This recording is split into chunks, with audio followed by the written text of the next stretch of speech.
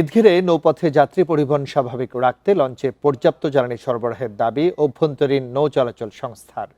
চাহিদা অনুযায়ী ডিজেল সরবরাহ না হলে ঈদ যাত্রা ব্যাহত হতে পারে বলে সংবাদ সম্মেলনে আশঙ্কা প্রকাশ করেন লঞ্চ মালিকরা। এদিকে শনিবারও রাজধানীর পাম্পগুলোতে ছিল তেলের সংকট। জানাতে চট্টগ্রাম থেকে যুক্ত হচ্ছেন আমাদের সহকর্মী অনুপম শীল। অনুপম, আপনার কাছ থেকে জানতে চাইবো, আমরা জানি যে আসলে যে জ্বালানি তেলের সংকটের কারণে 6 মার্চ থেকে দেশের রেশনিং পদ্ধতি চালু হয়েছিল, যদি আজকে সকাল থেকে সেটি তুলে নেওয়ার সিদ্ধান্ত নিয়েছে সরকার। তো জ্বালানি সংকট মোকাবেলায় যদিও সরকারের প্রচেষ্টা রয়েছে, তো এই বিষয়ে আসলে সর্বশেষ তথ্য একটু জানাবেন। বিকাশ পেমেন্টে 10,000 টাকার বেশি অফার, শপিং চলছে তো।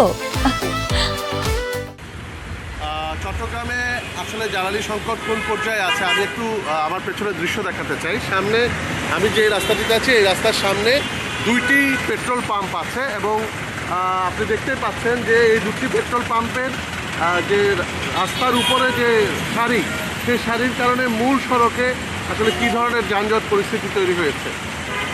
চট্টগ্রামে অনেকগুলো পেট্রোল পাম্প ইতিমধ্যে তারা তেল বিক্রি বন্ধ রেখেছে, কারণ এই রেশনিং করার কারণে প্রতিনিয়ত তাদের যে ক্রেতাদের সাথে এক ধরনের বাক বিতণ্ডা হচ্ছে এবং এটি ভিন্ন ভিন্ন পরিস্থিতি তৈরি করছে এবং এই জন্য তারা ঝামেলা এড়ানোর জন্য তেল বিক্রি বন্ধ রেখেছে।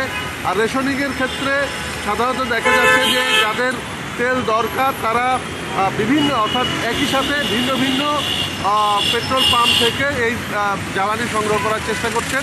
ফলে যেটি হচ্ছে যে প্রত্যেকটি পাম্পের সামনেই কিন্তু যানবাহনের দীর্ঘ সারি তৈরি হচ্ছে, যেটি পেট্রোল পাম্পের প্রাঙ্গণ ছাড়িয়ে একেবারে বলা যায় যে আশেপাশের রাস্তায় চলে আসছে। তো এই ভোগান্তিটি সাধারণ মানুষের মধ্যে আছে এবং সাধারণ মানুষ যেটি বলছেন যে রেশনিংয়ের যে পদ্ধতি চালু করা হয়েছে সেটি আসলে খুব একটা কার্যকর কোনো উদ্যোগ নেওয়া বলে তারা ভাবছেন না।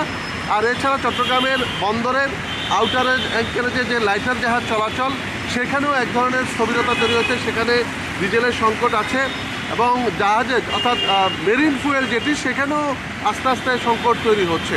তো এই জন্য সমস্যার সমাধানে বিপিসি, রাষ্ট্রায়ত্ত প্রতিষ্ঠানগুলো তারা উদ্যোগ নেবে, এরকমটি প্রত্যাশা করছেন সংশ্লিষ্টরা। চট্টগ্রাম থেকে জ্বালানি সংকট নিয়ে সর্বশেষ তথ্য জানাচ্ছিলেন সহকর্মী অনুপম শীল।